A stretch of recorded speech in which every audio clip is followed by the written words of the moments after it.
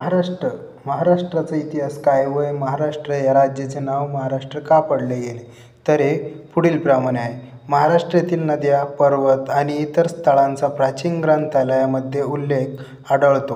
परंतु विश्वसनीय ऐतिहासिक साधने वापरून लिहिलेला महाराष्ट्राचा इतिहास इसवी सन पूर्व 3ऱ्या शतकापासून उपलब्ध आहे.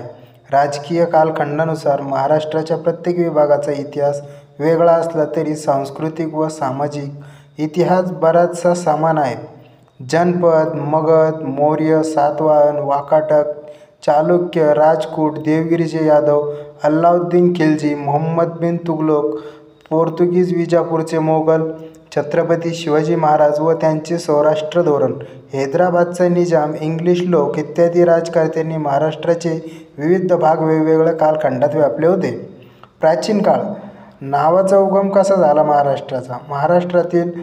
महाराष्ट्राला ऋग्वेद राष्ट्र या नावाने संबोधले गेले आहे. अशोकाच्या काळात राष्ट्रिक आणि नंतर महाराष्ट्र या नावाने ओळखले जाऊ लागले असे युएनसांग व इतर प्रवाशांच्या नोंदीवरून दिसून येते. नाव प्राकृत भाषेतील महाराष्ट्र या शब्दावरून पडले असल्याची शक्यता आहे. महाराष्ट्र या शब्दाला प्राकृत भाषेत अर्थ मराठा असे आहे. महाराष्ट्रातील क्षत्रिय, मराठा किंवा मराठा या जातीवरून हे नाव आले आहे.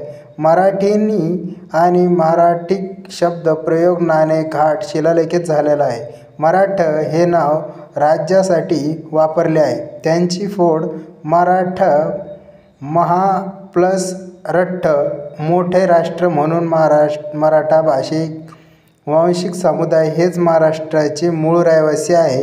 इतर जाती महाराष्ट्रात मुस्लिम आक्रमणावेळी पळून आल्या आहेत अशी नोंद ऐतिहासिक ग्रंथांमध्ये उल्लेख आहे. इतिहासाचा कालखंड काय आहे? मध्यपाषाण कालखंडामध्ये म्हणजेच इसवी सन पूर्व 4000 मध्ये धानाची लागवड तापी नदीच्या खोऱ्यात सुरू झाली. महाराष्ट्रातील जोरवर येथे जे पुरातन काळातील संस्कृतीचे अवशेष सापडले ते इसवी सन पूर्व 1500 चे आहेत. या संस्कृतीचे नाव व गावाच्या नावावरून